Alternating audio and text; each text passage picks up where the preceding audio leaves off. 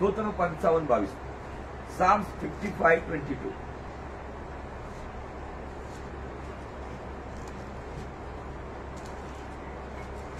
काय सांगू आपल्या विषयाकडे आपण जाणार आहोत, पण थोडं आपल्याला एनकरेज करण्यासाठी, मोटिवेट करण्यासाठी वचन देवाने दिले. तू आपला भार परमेश्वरावर टाक. जो काही भार तुमच्या जीवनात आहे, आज आर्थिक पैशाची अडचण आहे, कौटुंबिक समस्या आहेत, आजारपण आहे किंवा आजूबाजूचं एक टेन्शनचं वातावरण आहे, आज या कोरोना व्हायरसमुळे, आजारामुळे मरणाची भीती आहे, सगळ्या गोष्टी आहे. तू आपला भार कोणावर टाक. आपण आपला भार घेऊन काहीच करू शकत नाही, म्हणून बायबल सांगते की तू आपला भार परमेश्वरावर टाक, म्हणजे तो तुझा पाठिंबा होईल. म्हणजे तो तुमचा पाठिंबा कुठला सेवक होणार नाही, कुठला नातेवाईक होणार नाही, कुठला मित्र होणार नाही. जर तुम्ही तुमचा पाठिंबा, जर तुम्ही पाहिजे असेल तर तुमचा भार तुम्ही येशूवर टाकणं गरजेचं आहे. तो तुमचा पाठिंबा होईल. नीतिमानाला तो कधीही ढळू देणार नाही. ढळू देणार. मला सांगू द्या, मागच्या वर्षामध्ये मोठे मोठे स्वतःला भारी समजणारे, पैशा अडक्याने मजबूत असणारे, बॉडी बिल्डिंग करणारे, आपली खूप शान मान ठेवणारे, त्यांची बॉडी सुद्धा बघायला मिळाली नाही.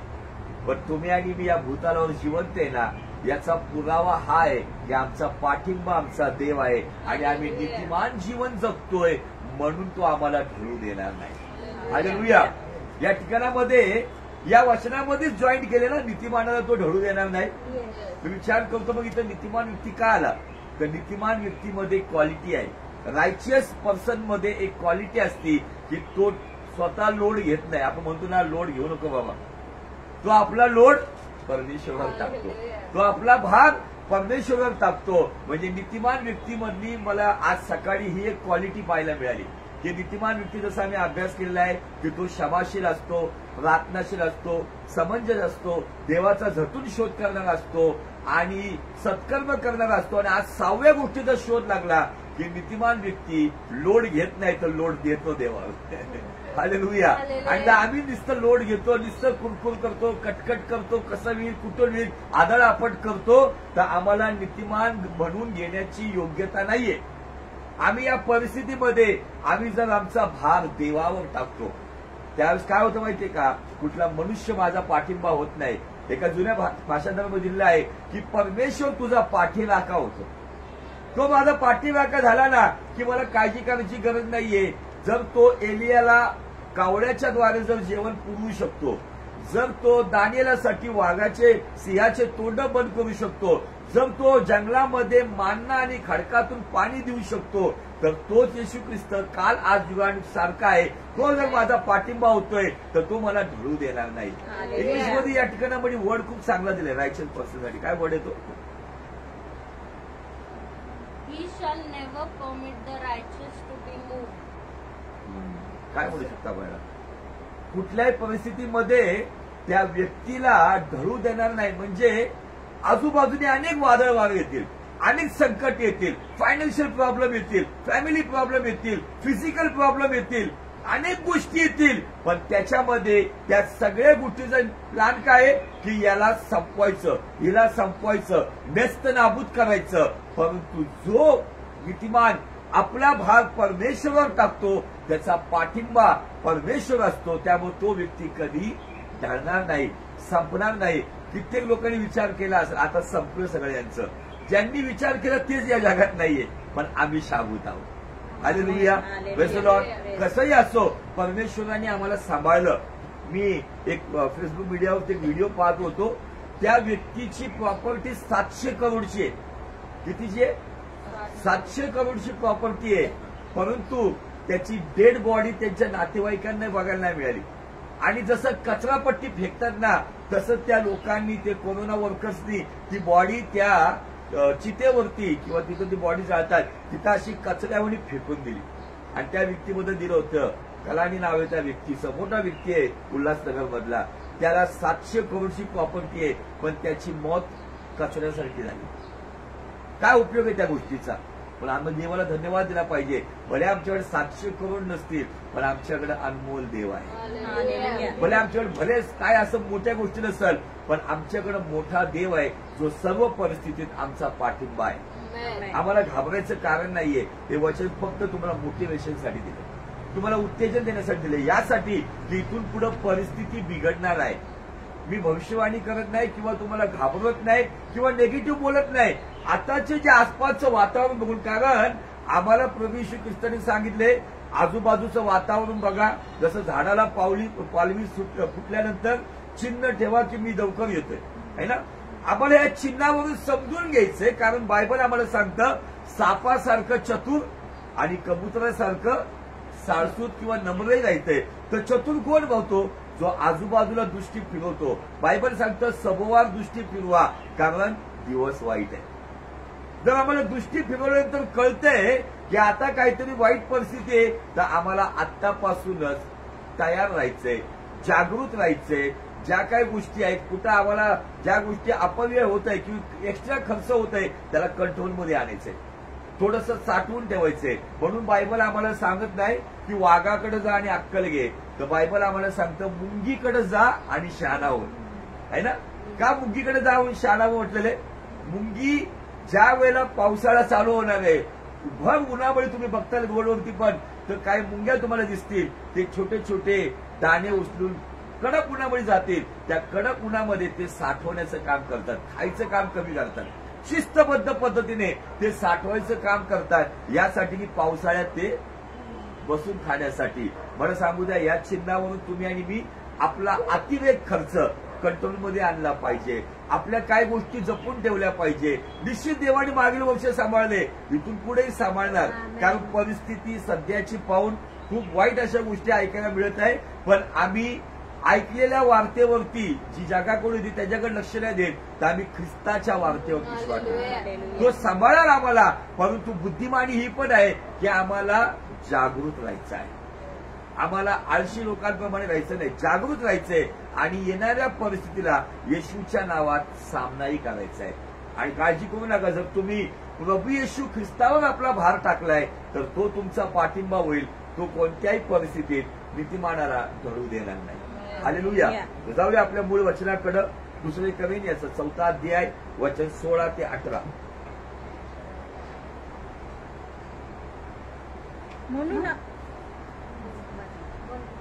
म्हणून आम्ही धैर्य सोडित नाही. म्हणून आम्ही धैर्य सोडत नाही. मागच्या रविवारी आपण धैर्यावरच पूर्ण सेशन घेतलं. धैर्य का सोडू नये, धैर्याचं प्रतिफळ काय, त्यामुळे मी आता धैर्याविषयी सांगणार नाही. म्हणून आपण धैर्य सोडू नये. परंतु जरी आमचा बाह्य देह क्षय पावत आहे, जरी आमचा बाह्य देह वयोमानाने वातावरणाने जरी क्षय पावत आहे, तरी आमचा अंतरात्मा दिवसानुदिवस नवा होत आहे. दिवसेंदिवस अंतरात्मा नवीन होत आहे. कारण आम्हावर येणारे तात्कालिक व हलके संकट. आपल्या जीवनामध्ये आता एक तात्कालिक आणि हलकं संकट आले आहे ना. पौलाच्या जीवनात ते होतं. तो म्हणते आम्हावर येणारे तात्कालिक व हलके संकट हे आम्हासाठी, हे आमच्यासाठी, जगासाठी नाही. जगासाठी कदाचित त्यांच्यासाठी ओरडणं आहे, शोक करणे, विवळणं आहे. परंतु आता हे आलेलं संकट म्हणा आम्हासाठी अत्यंत मोठ्या प्रमाणात सार्वकालिक गौरवाचा भार उत्पन्न करीत. सार्वकालिक गौरवाचा भार उत्पन्न करतो. इंग्लिशमध्ये दिलेला आहे वेट ऑफ ग्लोरी, है ना. वेट ऑफ ग्लोरी, नुसतं ग्लोरी नाहीये, तर तुमच्या माझ्या जीवनामध्ये येणारी संकट जे आता कदाचित आर्थिक संकट असेल. आमच्या भारताचे ते 12 वाजलेले असं म्हणतात. कुणी वाजवले सगळ्या जगाला माहितीये, त्यामुळे ते नाव घेऊन आपल्याला त्याला महिमा द्यायची नाहीये. सगळ्याच गोष्टीमध्ये पेट्रोल वाढले, डिझेल वाढले, गॅसचं रेट वाढले, खाण्यापिण्याच्या वस्तू वाढलेल्या आहेत, सगळं वाढलंय. पण पगार वाढाला, नोकरी कमी झालेली आहेत. लोक जे मिळेल ते काम करण्याच्या मागे लागलेले आहेत. कसंही करून सर्व्हाइव्ह करण्याचा प्रयत्न करत आहे.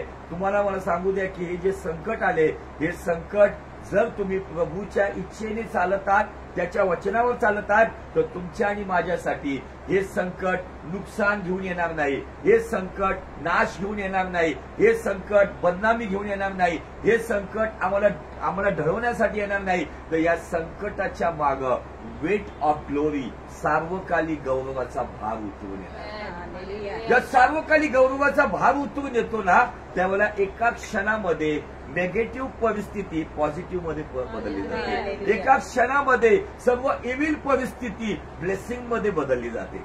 हालेलुया. त्याच्यामुळे काळजी करू नका. तुम्ही या संकटांकडे पाहून निराश होऊन दुखी होऊ नका. तर या संकटाकडे पाहत असताना म्हणा हे संकट आम्हासाठी यासाठी आलेले की लवकरच त्याच्या पाठोपाठ माझ्यासाठी, माझ्या कुटुंबासाठी, माझ्या परिवारासाठी, माझ्या चर्चसाठी, माझ्या मित्रमैत्रिणींसाठी सार्वकालिक गौरवाचा वेट ऑफ ग्लोरीचा भार येणार आहे. सार्वकालिक गौरवाचा भार उतरून येतो ना त्यावेळेला बंधनं तुटतात, त्यावेळेला भूकंप होतात, दुष्टाचे गड उद्ध्वस्त होतात, अशुद्धता निघून जाते आणि एका क्षणामध्ये परिस्थिती बदलून जाते. त्याच्यामुळे या संकटामध्ये निराश होऊ नका, उदास होऊ नका, केवळ या गोष्टीमध्ये चिंता करू नका. तर चिंता करायचं बंद करून प्रार्थना अधिक वाढल्या पाहिजे. मला असं वाटतं मागच्या वेळेला ज्या वेळेला या सगळ्या परिस्थिती होत्या त्यास आमचा एक फायदा काय झाला माहितीये का, आमची प्रार्थनेची वेदी मोठी झाली. ऑल्टर ऑफ प्रेयर मोठी झाली होती. आम्ही कधी इतक्या प्रार्थना नव्हत्या केल्या. आम्ही तेवढं प्रार्थना करायला लागलो, आम्ही तेवढं वचन ऐकायला लागलो, आम्ही बायबल तेवढं वाचलं, आम्ही देवाबरोबर तेवढा वेळ स्पेंड करायला लागलो होतो. आमची प्रार्थनेची वेदी पुन्हा अधिक मोठी व्हावी म्हणून हे संकट आलेलं आहे. हालेलुया. त्याच्यामुळं खाणं पिणं या गोष्टीकडे लक्ष न लावता आता आम्ही त्याच्याकडे लक्ष लावलं पाहिजे जो आमचा पाठिंबा होणार आहे. हालेलुया. पुढे आम्ही दृश्य गोष्टीकडे नाही, आम्ही दृश्य समोर असलेले संकट, समोर असलेले प्रश्न, समोर असलेले समस्या, समोर असलेल्या अडचणी या दृश्य गोष्टीकडे नाही तर अदृश्य गोष्टीकडे लक्ष लावतो. अदृश्य गोष्टीकडे लक्ष लावतो. अदृश्य गोष्ट म्हणजे आम्ही देवाच्या गोष्टीकडे, त्याच्या सामर्थ्याकडं, त्याच्या वचनाकडं, त्याच्या अभिवचनाकडं, त्याच्या कृपेकडं, त्याच्या पवित्र हाताकडे आम्ही लक्ष लावतो. कारण दृश्य गोष्टी क्षणिक आहे. कारण दिसणाऱ्या गोष्टी, या अडचणी, हे संकट, हे समस्या, हे वादळ वारे तुफान या सगळ्या गोष्टी क्षणिक आहे, टेम्पररी आहे, तात्कालिक आहेत. पण अदृश्य गोष्टी सार्वकालिक आहेत. अदृश्य गोष्टी इटर्नल आहेत, सार्वकालिक आहे. आम्ही तिथं लक्ष लावणार नाही. तर प्रियांनो आज आम्हाला या गोष्टीकडे लक्ष लावायचंय जे सार्वकालिक आहे. बायबल आम्हाला स्पष्टपणे सांगतं उद्याची खात्री मानू नको, उद्याच्या कोणत्याही गोष्टीचा विश्वास ठेवू नको. मला आज म्हटलेल्या दिवसामध्ये मला आणि तुम्हाला ते तारण साधून घ्यायचे. मी ज्या वचनाकडे येतो मी अदृश्य गोष्टीकडे लक्ष का लावावं तर स्तोत्र 91 या दिवसामध्ये ज्यावेळेला या अडचणी वाढल्या मागच्या वर्षी काय लोकांनी स्तोत्र 91 वरती खूप मनन केलं. पण स्तोत्र 91चा मला एक पॉइंट खूप आवडतो. त्या ठिकाणामध्ये स्तोत्र 91 याचं 14 वचन काय सांगतं वाचा. 14 वचन. माझ्यावर त्याचे प्रेम आहे, माझ्यावर त्याचे प्रेम आहे. प्रेम आहे. ज्या व्यक्तीचं परमेश्वर म्हणतो की त्या व्यक्तीचं माझ्यावर त्याचं प्रेम आहे म्हणजे काय, प्रेमाची व्याख्या आम्ही पाहिलेली आहे. 1 योहान 5:3 सांगतं देवावर प्रेम करणं म्हणजे त्याच्या आज्ञांचं पालन करणं. प्रेम आहे, प्रेम आहे नुसतं जीजस आय लव्ह यू म्हणून होत नाही. तर परिस्थिती काही असो त्याची आज्ञा आहे की या संकटामध्ये तू माझ्यावरती आपला भार टाक, माझ्यावरती अवलंबून राहा. तर मी त्या आज्ञेप्रमाणे जस करतो, मी त्याच्यावर प्रेम करणारा करतो. माझ्यावर त्याचे प्रेम आहे म्हणून मी त्याला मुक्त करीन. या परिस्थितीमध्ये मुक्त कोण केलं जाईल माहितीये का, जे देवाच्या वचनानुसार आपलं जीवन जगतील, जे देवाच्या वचनानुसार आपलं पाऊल टाकतील, जे वचनाप्रमाणे जगतील, जे वचनाप्रमाणे चालतील, जे वचनाप्रमाणे आपलं जीवन समर्पित करतील त्यांना हे अभिवचन आहे की जे त्याच्या वचनाप्रमाणे चालतात ते त्याच्यावर प्रेम करतात. आणि तो म्हणतो की माझ्यावर त्यांचं प्रेम आहे, मी त्यांना मुक्त करीन. पुढं त्याला माझ्या नावाची जाणीव आहे. त्याला माझ्या नावाची जाणीव. जाणीव. आम्ही कधी कधी माणूस या नात्याने म्हणतो ना जाणीव नाही याला, पहिल्याच्या दिवसाची जाणीव नाही. कदाचित तुम्ही काही लोकांना मदत केली असेल पण आज ते लोक पाठ फिरून उभे असतील, तुम्हाला वाटतं यांना जाणीव नाही राहिली. आणि जस असा व्यक्ती जर वागतो ना तर मला सांगू द्या त्या व्यक्तीच्या प्रॉब्लेममध्ये तुम्ही मदतीला जाताल का. एक मनुष्य स्वभावाने सांगतो मी, ज्याला तुम्ही सर्व काही केलं, त्याला तुम्ही फायनान्शियली मदत केली, पैसा दिला असेल, तुमचं सोनं घाण ठेवून पैसे दिले असेल, तुमचं होतं नव्हतं काढून त्याला दिलं असेल, पण ज्या तुमची वेळ होती त्यावेळेला जर त्याला तुमची जाणीव नसेल तर मला सांगू द्या, त्या व्यक्तीविषयी त्या व्यक्तीचं मन दुखी राहील का आनंदी राहील? है ना? इथं दिलंय काय म्हटलेलं, ज्याला माझ्या नावाची जाणीव आहे म्हणून मी त्याला उच्च स्थळी सुरक्षित ठेवी. हालेलुया. आता ही वेळ आलेली आहे, या परिस्थितीमध्ये तुम्हाला येशूच्या नावाची जाणीव व्हायला पाहिजे. ती जाणीव कशी व्हायला पाहिजे की ज्याने माझ्यासाठी 2021 वर्षापूर्वी आपला प्राण दिला. जर त्याने आपला प्राण दिला तर तो मला 2 वेळाचं अन्न देणार नाही का? तुम्हाला ती जाणीव वाटली पाहिजे. ज्याने आपल्या शरीराच्या रक्ताचा शेवटला थेंब पण ठेवला नाही, तो पण वाहून टाकला, तर तो मला आणि माझ्या कुटुंबाला सांभाळणार नाही. तुम्हाला ही जाणीव वाटली पाहिजे. बायबल सांगतं, जो प्रेम करतो त्याला तो मुक्त करतो आणि ज्याला जाणीव आहे त्याला उच्च स्थळी ठेवतो. हालेलुया. Praise the Lord. जगाची परिस्थिती आज अशी असेल, संपला आता आम्ही रसातळात गाळात गेलोय, पण तुम्ही जर देवाची येशूच्या नावाची जाणीव ठेवता ना, तुम्हाला गाळातून काढून तो उंच करतो. हालेलुया. Praise the Lord. हे मला स्तोत्र 91 मधलंय ना, आवडणारं वचन जर तुम्ही म्हणतात ना, की आम्ही गीत गातो नाही का, दिवसा फिरणारी मरी तुझी दया सनातन आहे. हे ना, सगळ्या गोष्टी फिजिकल गोष्टींसाठी आहे, प्रोटेक्शनसाठी आहे. पण मी इथं जर पाहतो ना, तर या गोष्टी देवाच्या हृदयाजवळ. स्तोत्र 91:14 मध्ये देवाचं हृदय. प्रेम कुठं केलं जातं? हृदयातून हृदयाला केलं जातं. जाणीव कुठं असते? हृदयामध्ये असते. जर हृदयात जाणीव असेल तर किंमत केली जाते. जर हृदयात जाणीव नाही ना, तो कोणीच किंमत करणार नाही. हालेलुया. तो म्हणतो, जर त्यांना माझी जाणीव असेल ना, आम्ही विचार करतो नातेसंबंध आहे, म्हणतो यांना माझी जाणीवच नाही हो, त्यांना माझी जाणीवच नाही हो, मी एवढं केलं माझी जाणीव नाही, मी इतका त्याग केला पण माझी जाणीव नाही. पण मला सांगू द्या, माणूस माणसाच्या बाबतीत इतकं कळकळीने करतो, तर देवाचा पुत्र वधस्तंभावरती तुमच्या माझ्यासाठी बलिदान झाला का?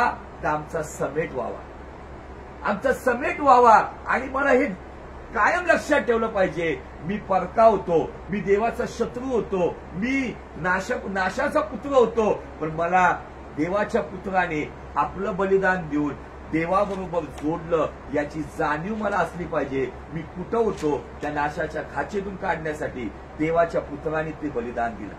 हालेलुया. ज्याला त्याच्या नावाची जाणीव आहे, या वेळेला आता परमेश्वर तुम्हाला म्हणतोय, का तुम्हाला खायला जरी नसेल का तुम्हाला माझ्या नावाची जाणीव आहे? तुमच्या जीवनात जरी चांगल्या गोष्टी आज घडत नाहीये का तुम्हाला माझ्या नावाची जाणीव आहे? तुमच्याकडे कदाचित आर्थिक सपोर्ट नसेल, परमेश्वर तुम्हाला क्वेश्चन करत आहे, का तुम्हाला माझ्या नावाची जाणीव आहे? जर तुम्ही या परिस्थितीमध्ये देवाच्या नावाची जाणीव ठेवणं म्हणजे काय? हबक्कुम संदेशाप्रमाणे म्हटलं पाहिजे, मेंढवाड्यामध्ये मेंढरं जरी राहिले नाही, गोठ्यामध्ये जनावर जरी राहिले नाही, अंजिराला फळ जरी आलं नाही, शेतामध्ये गहू जरी आलं नाही, माझे कोठावे रिकामी जरी राहिले, तरी हे देवा मी तुझ्या ठाई उल्हास करेन. हालेलुया. त्याला म्हणतात जाणीव ठेवणं.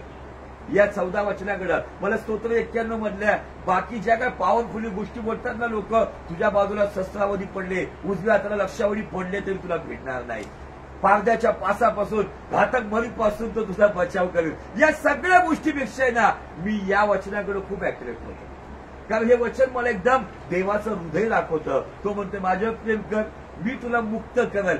मुक्त करणं म्हणजे सगळ्यात गोष्टीतून मुक्त. कदाचित नुसतं रोग व्याधी आजाराबद्दल दिलेलं आहे, सैतानी अटॅक बद्दल दिले, पण मी जर त्याच्यावर प्रेम करतो, सर्व परिस्थितीमध्ये शद्रक मेशक अबेदनगो प्रमाणे जीवावरती बेतलं तरी देवाच्या वचनाप्रमाणे चालण्याचा प्रयत्न करतो, तो मला मुक्त करतो. आणि परिस्थिती कशी असो, मी देवाच्या विरुद्ध न बोलता त्याच्या पक्षाजवळ म्हण, प्रभू ही परिस्थिती काही असो, जसं संत पौल म्हणतो, मी उपाशी असो किंवा भरलेल्या पोटाचा असो तरी मी देवाचं गौरव करतो. त्याला जर मला या गोष्टीमध्ये जर त्याला देवाला जर उंच करण्याचं मला हृदय आहे आणि मला जर त्याची जाणीव आहे ना, कधी कधी आम्ही कुरकुर करतो ना, तर न कळत आम्ही काय म्हणतो माहितीये का, मला जाणीवत नाहीये, मला विश्वासच नाही की तू कार्य करणार नाही. कधी कधी माणसाकडून आमच्या अपेक्षा पूर्ण होत नाही ना, आम्ही तिथं वादविवाद करतो आणि तिथंच आम्ही कटकटी करतो, हे आम्ही दाखवून देतो मला त्याची जाणीव नाहीये आणि म्हणून आम्हाला उच्च स्थान मिळत नाही. या वचनाद्वारे प्रभूने मला खूप आशीर्वादित केले अनेक वेळा. म्हणून स्तोत्र 91 मध्ये कुणी विचारलं तुमचं आवडतं वचन काय असेल, ते तरुण सिंह अजगर तुडवत जाणं याच्यापेक्षा किंवा माझ्या मार्गामध्ये देवदूत उभे राहणे याच्यापेक्षा, पारद्याच्या पाशापासून घातक मरीपासून तुझा बचावील याच्यापेक्षा मला 14 वचन आवडतं की त्याच्यावर ज्याचं प्रेम आहे त्यांना तो मुक्त करतो, त्याच्या नावाची ज्यांना जाणीव आहे त्यांना तो उच्च स्थळी बसवतो.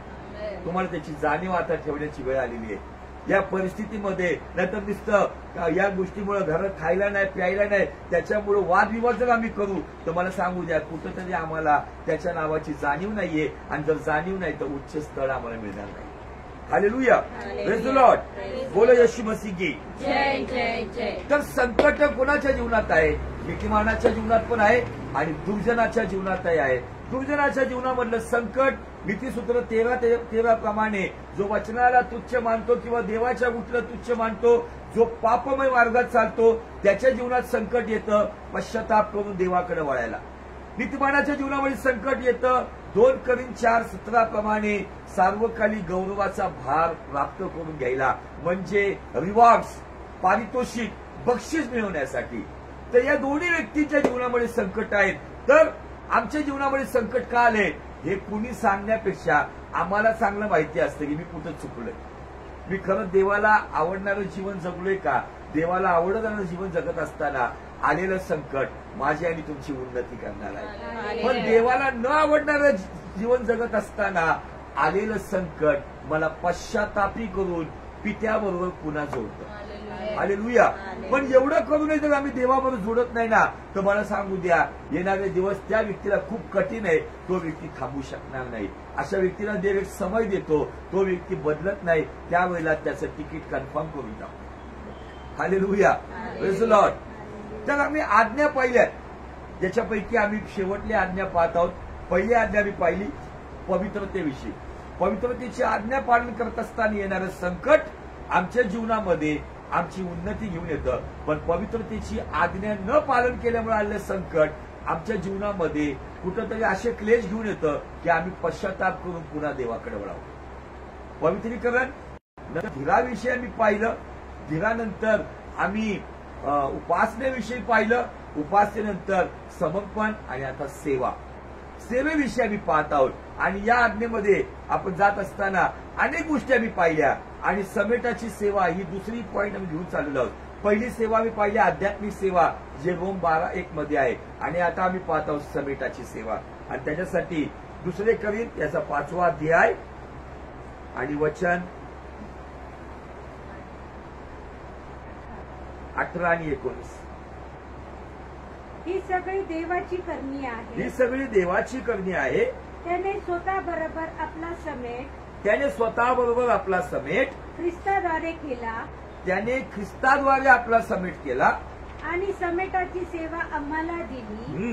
म्हणजे जगातील लोकांची पातके हा. त्याच्याकडे न मोजता, जगातील लोकांचं पाप त्यांच्याकडे न मोजता देव ख्रिस्तामध्ये स्वतःबरोबर जगाचा समेट करत होता. म्हणजे समेटाची सेवा तुम्हाला आणि मला द्यायची आधी. म्हणून मला या देवाचा खूप अभिमान आहे. या जगातल्यांनी फक्त भक्तांना सांगितले हे करा ते करा अमकं करा, त्यांनी तर काहीच केलं नाही. पण आमच्या देवाचा आम्हाला अभिमान काय माहितीये का, तो आज्ञा आम्हाला देण्यापूर्वी तो पालन करतो. हालेलुया. म्हणून आमच्याकडे खूप एकदम स्ट्रॉंग एव्हिडन्स आहे. समेटाची सेवा त्यांनी दिली, पण इथं दिले की ती सेवा पहिले पिता आणि पुत्र करत होते. Hallelujah, praise the Lord. येशू ख्रिस्तानी क्षमा करा म्हणून सांगितले, शत्रूवर प्रेम करा नुसतं सांगितलं नाही, तर त्यांनी ते केलं मग आम्हाला सांगितलं. Hallelujah, praise the Lord. या जगामधलं कुठलंही शास्त्र उघडून बघा, फक्त लोकांना इन्स्ट्रक्शन दिलेत, भक्तांनीच ते करायचे, परंतु देवानी 2-2 घेऊन बसायचे. भक्तांना सांगितले पवित्र जीवन जगायचे, पण इकडे मांडीवर एक तिकडच्या मांडीवर एक घेऊन बसायचे, है ना. पण आमचा देव पवित्र आहे. त्यांनी सांगितलं ते पहिले स्वतः केलं. समेटाची सेवा तो आम्हाला करायला लावतोय. समेटाची सेवा त्यांनी आम्हाला दिली, पण ती सेवा पिता आणि पुत्र वधस्तंभावरती ती सेवा करत होते. मला सांगू दे, मी परवा एका सेवकाचं खूप सुंदर त्याचं प्रीचिंग मधलं मला पॉईंट खूप आवडला. तो म्हटला की आम्ही पाहतो की येशू ख्रिस्त या दिवसांमध्ये हे वचन लोक खूप बोलतात. गेतसेमनी बागेमध्ये होईल असेल तर हा प्याला माझ्यापासून दूर कर, है ना. पण तो प्याला तो काय म्हटला, तो प्याला काय आहे, तो प्याला जगाचं पाप तर होतच, पण तो प्याला त्याला काय म्हणायचं होतं माहिती येशूला, जे 3 तास आहेत ना, जे 3 तास पिता पुत्रापासून दूर राहणार होता, त्याला ते 3 तास पण पिता विना जगायचं नव्हतं. मला खूप आवडलं ते स्टेटमेंट. तो म्हटला तो प्याला कुठला होता माहितीये का, पिता आणि पुत्राचा विरह होता, किंवा दोघांचं एकमेकांपासून विभाजन होतं. पण येशू म्हणत होता मी तो प्याला घ्यायला तयार आहे, पण पिता त्यास तू माझ्या जवळ पाहिजे.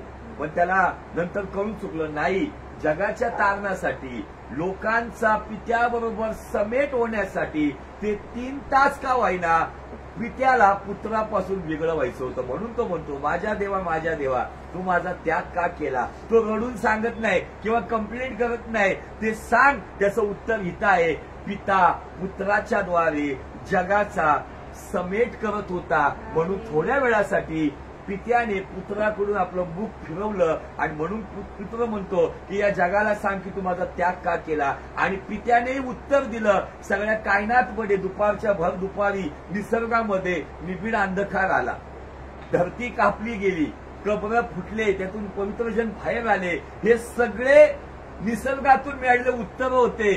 पित्याने पुत्राचा त्याग का केला, कारण जे काही तुम्ही आदामाच्या पापामुळे वेगळे झाले होते ना, ख्रिस्ताच्या बलिदानामुळे तुम्ही एकत्र झालेले आहात. Hallelujah, praise the Lord. मला खूप सुंदर आवडलं. तो म्हटला की तो प्याल्यामध्ये पुत्राची बिलकुल इच्छा नव्हती की पित्यापासून दूर जायचं. ते 3 तास त्याला नको होते, आणि म्हणून तो प्याला तो नको होता. मला सांगू द्या, बघा असं असतं रिलेशन. आज मला सांगू द्या, आमच्याही जीवनामध्ये असं रिलेशन असलं पाहिजे.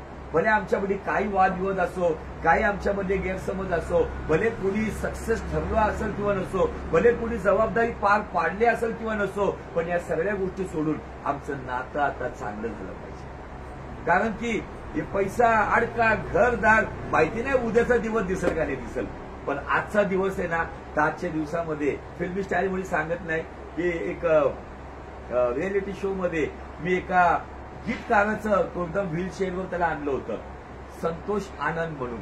एकदम 75च्या वयामध्ये, काळामध्ये खूप गाजलेला नेता. मी बॉलिवूडच्या गोष्टी सांगत नाही, पण मला त्याच्यामधल्या काही गोष्टी खूप आवडल्या. त्याचे हात असे लटपटत आहेत. त्याचा मुलगा आणि सून यांनी सुसाईड केलं. एका मोठ्या कांडमध्ये त्यांचं नाव टाकल्यामुळं रेल्वे समोर त्यांनी मथुरा त्या ठिकाणामध्ये त्यांनी रेल्वे खाली जीव दिला.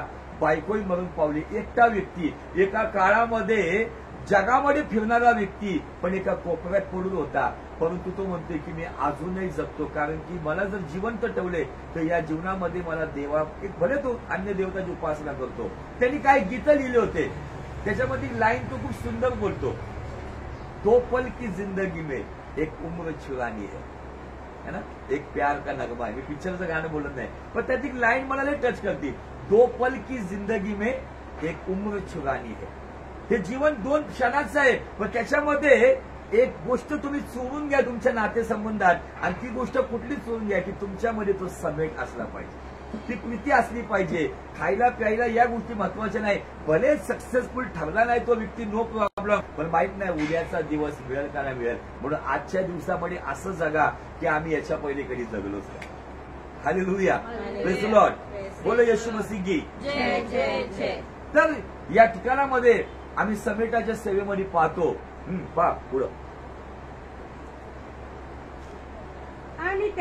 आणि त्याने आपल्याकडे समेटाचे वचन सोपून दिले. आपल्याकडं आता हे काय दिलं माहितीये का, सोपवून दिले. आम्ही सोपवून काय देतो, जबाबदारी सोपवून देतो, अधिकार सोपवून देतो. मरायच्या आधीच व्हील पॉवर बनवून आपले अधिकार आपल्या वारसदाराला सोपवून देतो. माहिती नाही मी जगतो का नाही जगतो, आताच घेऊन टाकलं बाबा, आहे ना. सगळ्या गोष्टी सोपवून देतो. सोपवून कुणाला दिलं जातं माहितीये का, सोपवून त्या व्यक्तीला दिलं जातं की तो व्यक्ती सक्षम असतो. मी या वचनाकडे येतो ना, थोडंसं विचार करतो, आमच्यावर सोपवून दिलं, आम्ही त्या लायकीचे आहेत का, आम्ही त्या योग्यतेचे आहेत का. परंतु आमचा देव आमच्यावर ट्रस्ट करतो, आमचा देव आमच्यावर विश्वास ठेवतो. त्यांनी विश्वास ठेवलाय. आता विश्वास पात्र तुम्हाला आणि मला व्हायचंय, समेटाचं वचन घेऊन समेटाची सेवा करायची.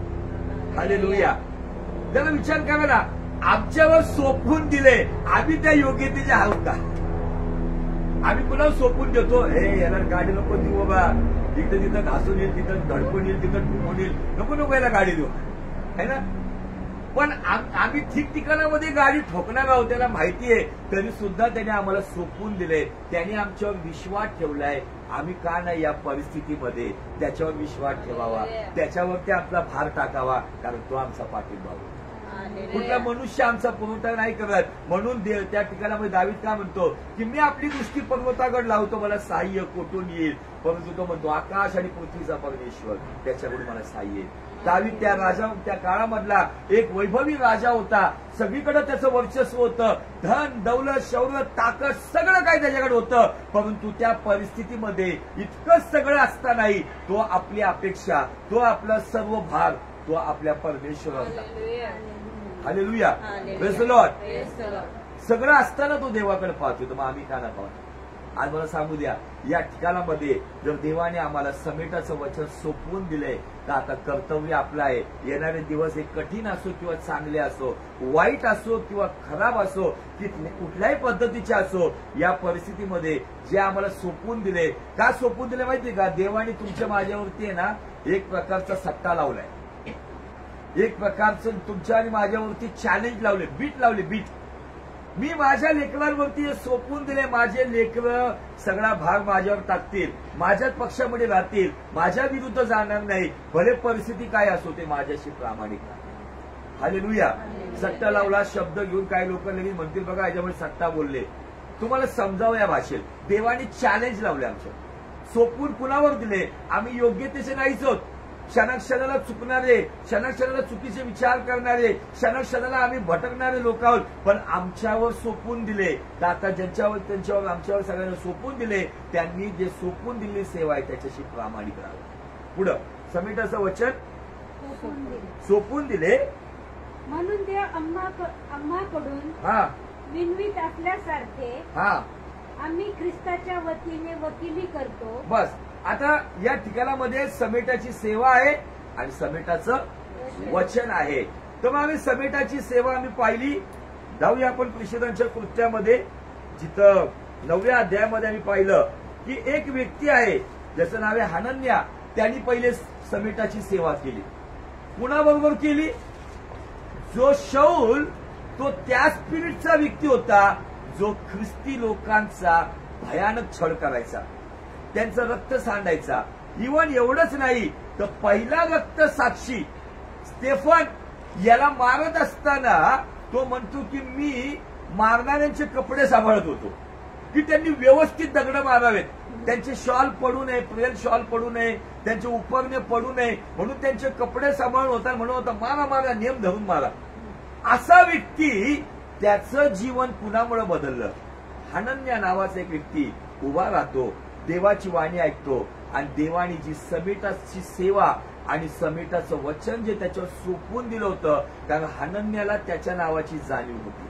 हनन्या देवावर प्रेम करणारा होता, म्हणून त्यांनी सगळ्या नेगेटिव्ह गोष्टींना एकदम मागं टाकलं. आम्ही कदाचित काय करतो माहिती का? नेगेटिव्ह गोष्टी खूप आठवतो, नकारात्मक गोष्टी खूप आठवतो. चला हरकत नाही, 10 गोष्टी एखादा व्यक्ती नकारात्मक असेल, पण एक गोष्टी तर सकारात्मक असेल ना, ती गोष्ट घेऊन आपण चालूया. त्या सकारात्मक गोष्टीकडे पाहून आपण चालूया. ऍक्च्युली स्वीकारायला थोडं कठीण आहे, परंतु जो कोणी स्वीकारून त्यानुसार चालेल ना, त्या व्यक्तीच्या द्वारे जगाची उलटा पालट करणारा व्यक्तिमत्व जन्मते. हालेलुया. शौलाच्या बाबतीत जर हनन्याने विचार केला असता, नाही नाही आपल्याला हे जमणार नाही बाबा, काय लोक म्हणतात हे सोडून बोला, आपण सगळं कराल, पैसे देईल, प्रार्थना कराल, उपवास कराल, हे कराल, पण समेटाची सेवा काय आपण करणार नाही. पण मला सांगू द्या, बायबल स्पष्ट सांगतं समेटाची सेवा आम्हाला सोपवून दिली, समेटाचं वचन आम्हाला सोपवून दिले.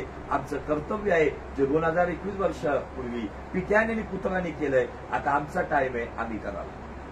Hallelujah, praise the Lord. आणि ती सेवा करताना हनन्या गेला, कशी सेवा केली आणि मी पुन्हा रिपीट करणार नाही.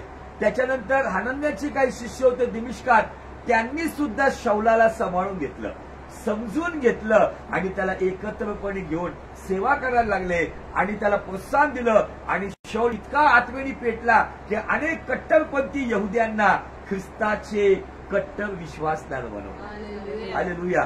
तिथं गेलं, त्याला आणखी काही शिष्य मिळाले, त्यांनी काही शिष्य बनवले आणि त्या शिष्यांनी त्याला गावकुसामधून त्या पाठीमध्ये घालून, टोपलीत घालून, लोक मारायला टपले म्हणून त्याला सही सलामत पाठवलं. पण त्याला त्या ठिकाणामधून यरुशलेममध्ये येण्याचा मार्ग मिळाला. यरुशलेममध्ये आल्यावर काही शिष्य त्याच्याशी बोलाना, त्यांना कळालं की खरंच हा बदलला. पण यरुशलेममध्ये एक व्यक्ती होता, त्याला समेटाची सेवा माहित होती, तो म्हणजे बार्नबस. बार्नबस यांनी शौलावर विश्वास ठेवला, त्याचं परिवर्तन त्यांनी पाहिलं आणि त्यांनी बघितलं की नाही, हा खरंच बदललाय. त्या ठिकाणामध्ये स्पेशली बार्नबस त्याला स्पिरिच्युअल हेडक्वार्टर्स मध्ये, जिथे अपोस्टल्स राहत होते, सगळ्या अपोस्टलकडे तो घेऊन गेला आणि सांगितलं, हा तो व्यक्ती आहे, याला येशूचं दर्शन झालं, हा खरंच बदललाय. मला सांगू द्या, प्रेषितांनी त्याच्यावर विश्वास ठेवला. आणि बायबल सांगतं, जिथं आम्ही मागच्या थांबलो होतो, प्रेषित 9 आणि वचन 28 पासून पुढं, 27 पासून पुढं, सॉरी. तेव्हा बर्नबा हा त्याला घेऊन प्रेषिताकडे आला आणि त्याला वाटेत प्रभूचे दर्शन कसे झाले, प्रभूचं दर्शन त्याला कसं झालं, प्रभू त्याच्या बरोबर कसा बोलला, प्रभू त्याच्याबरोबर कसा बोलला, आणि येशूच्या नावाने हा दिमिश्कात त्याचे धैर्याने भाषण केले, हा हे सर्व त्याने त्यांना सांगितले. 3 गोष्टी सांगितल्या त्यांनी बर्नबाने त्याच्या. नंबर 1 त्याचं दर्शन, नंबर 2 देवाबरोबरचं त्याचं संभाषण, आणि नंबर 3 त्यांनी केलेली सेवा. या 3 गोष्टी कुणाविषयी सांगतोय? आदल्या वचनामध्ये दिले की शिष्य त्याच्याबरोबर मिळून मिसळून घेत नव्हते.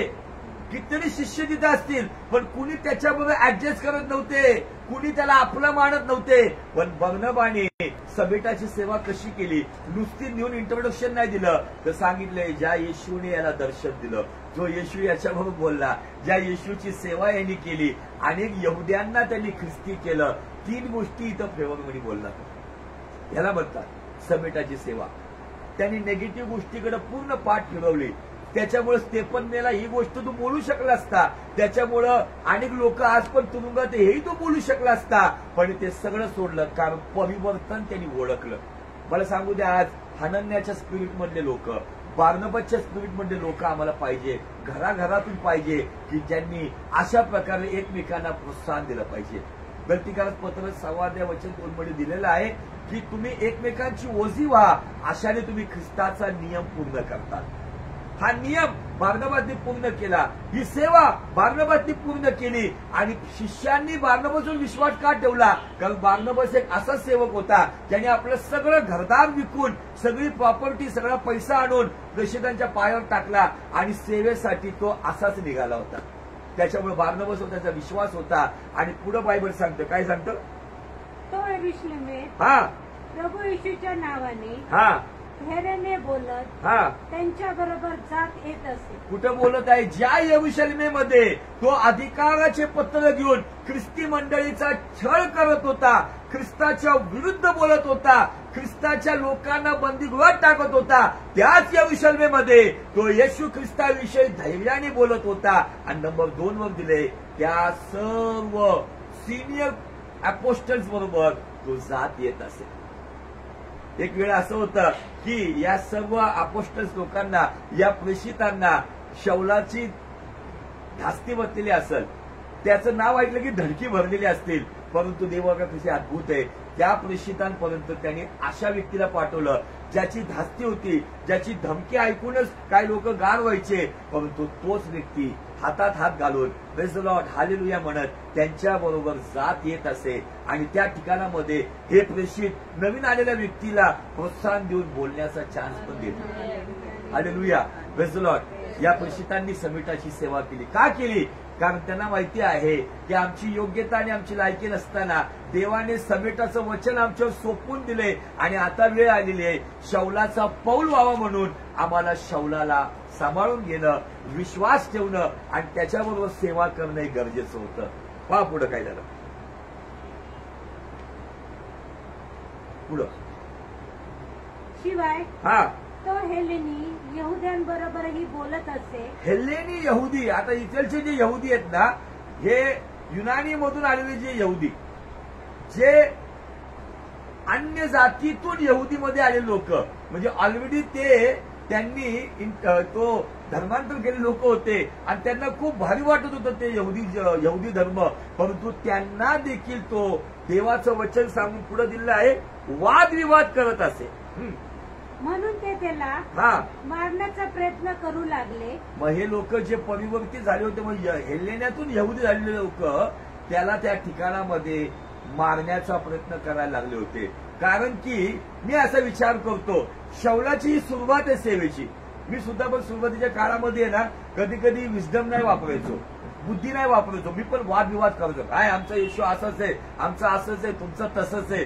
कदाचित तो जो जोश होता ना शौलामध्ये, त्या जोशमध्ये त्या ठिकाणामध्ये तो लोकांना व्यवस्थित काउन्सिलिंग न करता कदाचित आर्ग्युमेंट करत असेल, वादविवाद करत असेल आणि तुमचं आमचं बोलत असेल. म्हणून त्यांना असा काय राग येत होता की याला आता संपवायचा, त्याला मारण्याचा प्रयत्न करू लागले. पुढं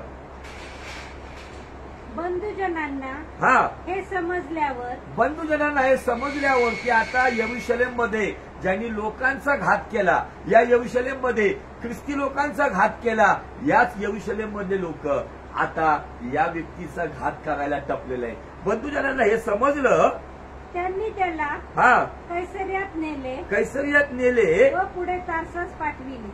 आता इथं शौलाची सेवा इथं येऊन स्टॉप झाली. त्यांनी खूप जोशमध्ये काम केलं. कुठून काम केलं त्यांनी? हनन्याने जशी प्रार्थना केली तिथून पुढे नंतर दिमिश्कामधल्या शिष्यांबरोबर सेवा केली, तिथून पुढे तो यरुशलेममध्ये जाऊन प्रेषितांबरोबर सेवा करतोय. या सेवेनंतर त्याच्या सेवेला एक ब्रेक लागला. तुमच्या आणि माझ्या जीवनामध्ये पण एक वेळ येते की कुठेतरी ब्रेक लागतो, तर तो ब्रेक लागल्यावरती तुम्ही निराश नाही व्हायचं. इथं बायबल सांगतं की त्याला कैसरियात घेऊन गेले, कारण तो एक रोमन नागरिक आहे म्हणून त्याच्याकडे आधार कार्ड पण होतं. तिथं तो सेफ राहील, तिथं त्याच्या विरुद्ध कुणी जाणार नाही, तिथं त्याला कुणी मारणार नाही, म्हणून तिथं नेऊन त्याला ठेवलं. परंतु तिथून तो आपल्या घरी तार्सला निघून गेला. मला काय वाटतं की फर्स्ट दिवस येतो तर असं वाटतं की तो तिथं निराश झाला. असं जो जोश त्याचा होता, अरे मी तिथं दिमिश्कात चांगला होतो ना, किती चांगली सेवा करत होतो, मी इथं होतो चांगलं. मी कधी कधी आम्ही या जुन्या गोष्टी आठवून आहे ना वर्तमानामध्ये निराश होतो आणि पुन्हा मायदेशी परततो.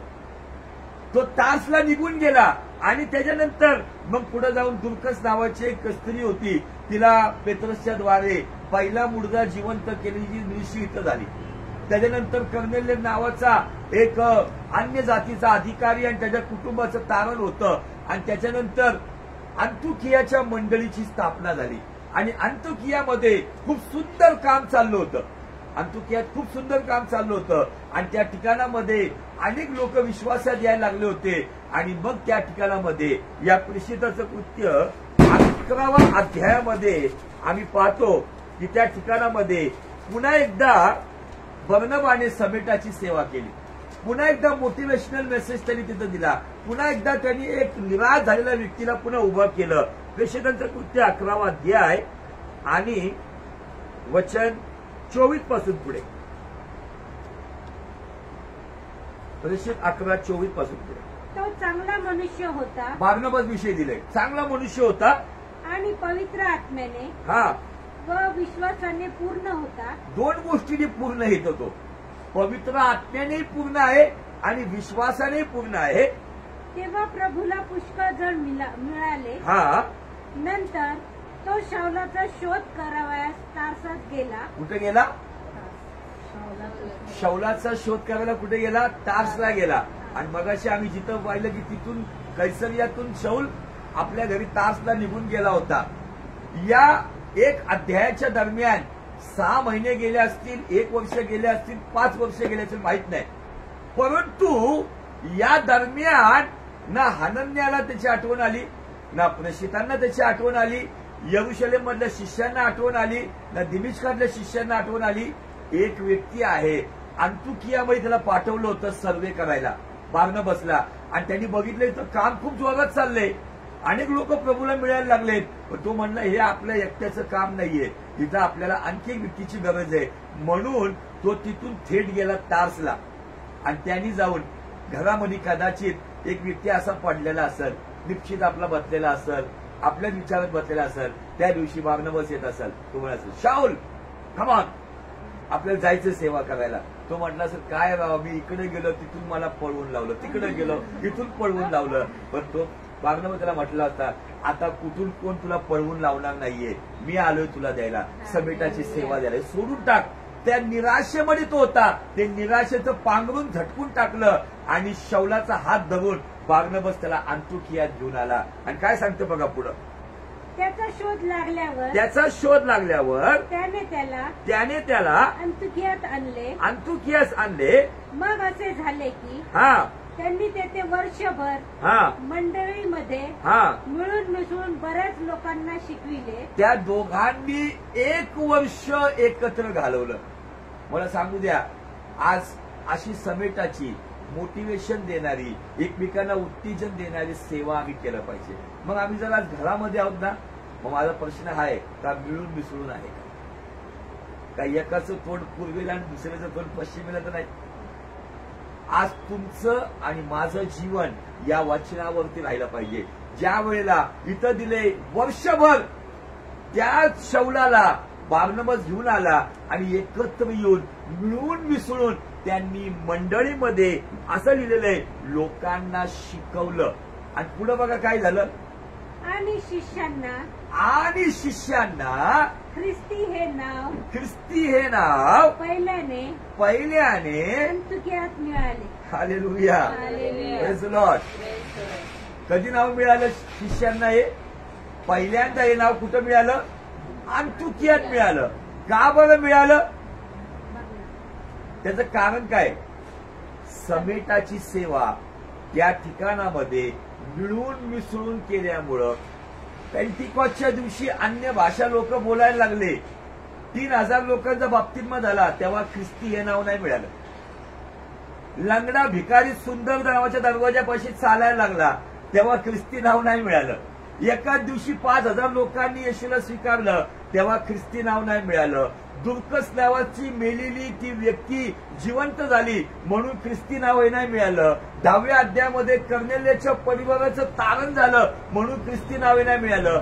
बायबल सांगतं, ज्या वेळेला शौल आणि बारनबास त्या ठिकाणामध्ये समेटाची सेवा करण्यासाठी उभे राहिले आणि सगळे एकत्र मिळून मिसळून राहायला लागले, त्यावेळेला अंतुखियात बायबल सांगतं पहिल्यांदा मंडळीला ख्रिस्ती मसीही हे नाव मिळालं. माझ्या घरामध्ये, तुमच्या घरामध्ये आमचे काही वादविवाद असो, आज जर निर्णय घेऊन आम्ही जरी समेटाची सेवा मिळून मिसळून जर केली ना, तर भले माझ्या घरावर प्रेज द लॉर्ड जरी नाही लिहिलेलं नसेल, जरी आमचं नाव मराठी नाव असेल, जरी आमचं नाव इंग्लिश नाव नसेल, पण लोकांना आमचं मिळून मिसळून जाणं, आमचं एकमेकांना महत्व देणं, एकमेकांची जाणीव ठेवणं, एकमेकांवरती प्रेम करणं, एकमेकांच्या इच्छा आकांक्षा समजून घेणं, एकमेकांना प्राधान्य देणं, हे मिळून मिसळून राहणारं जीवन जगाला सांगायची गरज नाही. ते म्हणतील कदाचित हे ख्रिस्ती लोक आहेत. ख्रिस्ती नावाने आज लोक जीवन जगत आहे, पण ख्रिस्ती आचरणाने जगत आहोत का, याचा आम्ही आज विचार केला पाहिजे. बायबल सांगतं आपल्या शेजाऱ्यावर प्रीती कर, है ना. पहिलं शेजारी कोण आहे आमचा? पहिलं शेजारी ज्याच्या शेजारी आम्ही बसतो, ज्याच्या शेजारी आम्ही जेवतो, ज्याच्या शेजारी कदाचित आम्ही झोपतो, ज्याच्या शेजारी आम्ही पंख्याची हवा खातो, तो पहिला आमचा शेजारी, आमच्या घरातला व्यक्ती ज्यास आम्ही घरामधून हे प्रेम करू. त्यावेळेला आमच्या वॉलच्या बाजूला कोण आहे, आमच्या पत्राच्या बाजूला कोण आहे, आमच्या भिंतीच्या बाजूला कोण शेजारी, तो कधी आमचा बनणं, ज्यास आमच्या घरामध्ये आमचं मिळून मिसळून जर जीवन असेल, तर मला सांगू द्या, याच्याद्वारे आम्ही ख्रिस्ती ठरतो. ख्रिस्ती हा धर्म नाहीये, इथं दिसतं ख्रिस्ती हे आचरण आहे. लोकांनी धर्म केलाय, पण धर्माने जे ख्रिस्ती आहेत ना, ते फक्त कर्म करतात. म्हणून आजच्या दिवशी वसाना प्रभूच्या नावाने येणारा राजा खजुरीची डाळी घेतात की मग गुड फ्रायडेला लांब तोंड लटकवतात. ईस्टर हा शब्द घ्यायचा नाहीये. पुनरुत्थानाच्या दिनाच्या दिवशी ते लोक एन्जॉय करतात, पुन्हा जैसे ते व्हायचे. पण ख्रिस्ती ह्याला नाही म्हणत. ख्रिस्ती त्यांना म्हणतात, परिस्थिती काय असो, जो आपला भार आपल्या देवावर टाकतात, जे धैर्य ठेवतात, जे सार्वकालिक गौरवाचा भार मिळावा या अपेक्षेने दृश्य नाही तर अदृश्य गोष्टीकडे लक्ष लावतात, जे समेटाची सेवा करतात, जे काही चुकले त्याची क्षमा करून पुन्हा नवीन सुरुवात करतात. ही समेटाची सेवा तुम्ही जर करत आहात, त्या माध्यमातून येणारी संकट देवाच्या गौरवाचा भार घेऊन येणार आहे. परंतु ही सेवा जर आम्ही जाणून बुजून करत नाही, आम्ही अक्षमा करतो, आम्ही मनामध्ये कडूपणा ठेवतो, आम्ही कुणाविषयी तरी दुष्टपणा ठेवतो, कपट ठेवतो, आम्हाला माहिती आहे समेट करायचं आहे, या वचनाच्या द्वारे जर आम्ही आज्ञाभंग करतो, याच्याद्वारे येणारं संकट, यासाठी आले की आम्ही पश्चाताप करावं आणि चांगली सुरुवात करावी. Hallelujah, praise the Lord. कदाचित आजचं वचन टोचणारं असेल, बोचणारं असेल, दिशा दाखवणार असेल, मार्गदर्शन करणार असेल, कदाचित आम्हाला आमच्या हृदयाला रक्तबंबाळ करणार असेल, पण ते का आले? आम्ही समेट करावा. का समेट करावा? कारण 2021 वर्षापूर्वी तुमचा आणि माझा समेट पित्याबरोबर व्हावा म्हणून देवाचा पुत्र डोक्याच्या केसापासून तर पायाच्या नखापर्यंत रक्तबंबाळ झाला होता. त्याने आपलं रक्त सर्व ठिकाणातून वाहिलं. असा कोणता भाग नव्हता की जिथे येशूच्या शरीरावरती रक्ताचे डाग नव्हते. अशी कोणती जागा नव्हती की येशू तिथं जखमी झाला नव्हता. अशा प्रत्येक ठिकाणी तो रक्तबंबाळ झाला होता, कारण तुमचा आणि माझा समेट व्हावा. तर का नाही आज आम्ही आमचे तुटलेले नातेसंबंध आम्ही समेटात घेऊन यावं. Hallelujah, praise the Lord. ज्यास आम्ही असं करू तर मला सांगू द्या, त्या काळामध्ये लोकांनी तिथं पहिल्यांदा त्या लोकांना ख्रिस्तीय नाव दिलं. पण मी आज एक त्याच्या पुढे जाऊन सांगू इच्छितो, जर तुम्ही तुमच्या घरात तुमच्या सर्व नातेसंबंधात अशी सेवा करताल ना, तर स्वर्गदूत तुम्हाला ख्रिस्ती नाव देते. स्वर्गदूतांमध्ये ओळख, अरे हे नामधारी नाही, हे खरे मिळून मिसळून राहणारे ख्रिस्ती आहेत. हे फक्त नावाचे ख्रिस्ती नाही आहेत, हे मेंबरशिपचे ख्रिस्ती नाही आहेत. हे खरोखर अंतुकियामुळे जसे ख्रिस्ती होते ना, तसे हे ख्रिस्ती आहेत. आम्हाला ते ख्रिस्ती बनायचे. Hallelujah, praise the Lord. Thank you Lord.